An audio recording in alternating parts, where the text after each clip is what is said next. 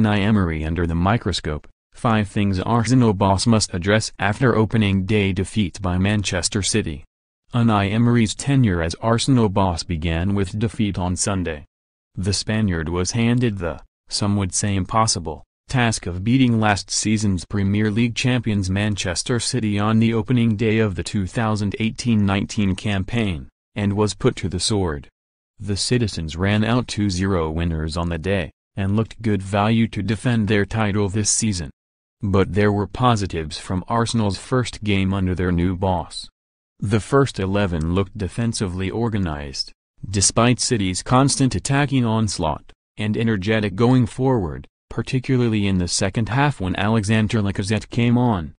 Arsenal take on Chelsea at Stamford Bridge next weekend. Here are 5 things Emery must address ahead of the fixture. Emery surprised many in the game selecting Matteo Guendouzi in midfield alongside Granit Xhaka and Aaron Ramsey on Sunday. Many expected the Spaniard would pick the industrious Lucas Torreira, but due to his exertions at the World Cup Emery settled on the 19-year-old, whose only previous experience is playing in the French second flight.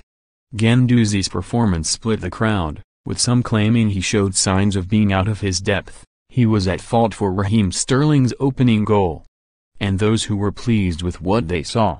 Martin Keown told Match of the Day, "Guendouzi, the 19-year-old, was playing in there and I thought he was quite brave. Things didn't go well for him at times but he showed a good energy. He showed that he really had that character and he didn't hide. But patience is going to be the key after 22 years of Arsene Wenger. They used to pass the ball out from the back, but not to the extent that they did today." Xhaka impressed even fewer spectators, after a disappointing performance in which he regularly gave the ball away before being subbed on 70 minutes. Arsenal were noticeably better once the Swiss midfielder made way, with Torreira filling his boots and looking far more capable than his teammate. Emery will have got a good look at his squad this weekend, and learn a lot about his players, particularly his midfield. And it's important, seeing as he is keen on playing with 3 men in the middle, that he settles on a winning formula, as whether he likes it or not his players will need time, something no manager is afforded these days, to gel. Lacazette was starved of confidence during his debut season at the Emirates, after he was signed by Arsene Wenger in last summer's transfer window. Emery opted to leave him out of Arsenal's starting 11 for their opening fixture, which is understandable given the fact he wanted to focus on getting his defense right before piling attackers into the team. But when Lacazette did make an appearance in the second half, the change for Arsenal was instant. Emulating his pre-season form, the Frenchman was nothing short of a breath of fresh air, and even came close to scoring just moments after coming on. As aforementioned, Emery is looking to play 3 in midfield, meaning there are 3 places up for grabs in attack.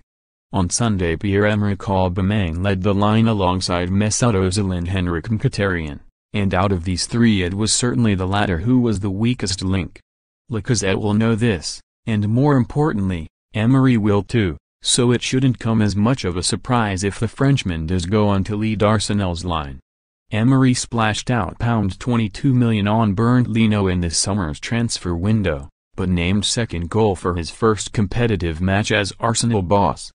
The former Chelsea keeper made a handful of good saves against City, justifying his manager's decision, but looked shaky attempting to play the ball out from the back with his feet. At one point he very nearly passed the ball into his own net when rushed into switching play. Fortunately for the 36-year-old, the ball went out for a corner instead. Emery was coy when asked who will be Arsenal's number 1 going forward, after the game. "Leno is starting with us. He is working very well and played very good in pre-season. He can wait his moment," said the Arsenal boss. "Petr Cech is doing very good. Today he played good also. He has experience of defending our goal." While the players themselves may have a much better idea as to what is going on at Arsenal, the general impression emanating from the changing room is that Emery is still undecided on who his best keeper is. Some could argue that this is irrelevant in the modern game, given the fact that managers rotate keepers in league and cup matches. But it also breeds instability. A back 4 needs to be in tune with their keeper, especially if Arsenal are going to be playing out from the back as we saw on Sunday. In some ways Emery deserves sympathy when it comes to Arsenal's left-back problems. He is currently without Nacho Monreal and Sead Kolasinac, who are both injured, meaning he had to think outside the box on Sunday. In pre-season the Spaniard stuck Ainsley Maitland-Niles in a left-back position against Lazio, and the decision worked well for everyone involved. On Sunday however, it was a completely different story.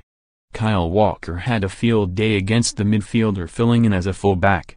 He powered past him on the wing time and time again, and Arsenal looked incredibly susceptible to danger down their right flank. The youngster eventually picked up an injury, which forced him off the pitch, and was replaced by Stefan Lichtsteiner, who signed for the Gunners on a free in this summer's transfer window. Despite being 34 and playing on the wrong flank, the substitution made all the difference, and Arsenal settled into the game following his introduction. He's not the final solution, and he might not even be the solution to the same predicament this weekend when Arsenal face Chelsea, but Emery must do something to address the issue in training ahead of the match. Emery hasn't been at Arsenal long, and was without a number of his first-team players during the Gunners' pre-season tour of Asia due to their World Cup commitments. But already his influence was visible against Manchester City. In the first half the citizens started strongly and came at the Gunners in waves, as they did so often last season. However, unlike last season when Arsenal looked stretched, two rigid lines of four could be seen standing up to the attack and stemming the flow. Of course City eventually found a way through, but the gaps and spaces between the defenders that were on show last year weren't to be found on Sunday. In the second half Arsenal looked brighter as they grew in confidence. But the new-look 11 were shaky in parts, and some players were struggling to get to grips with the fresh system. Xhaka was slow on the ball, and didn't provide enough cover for his defenders.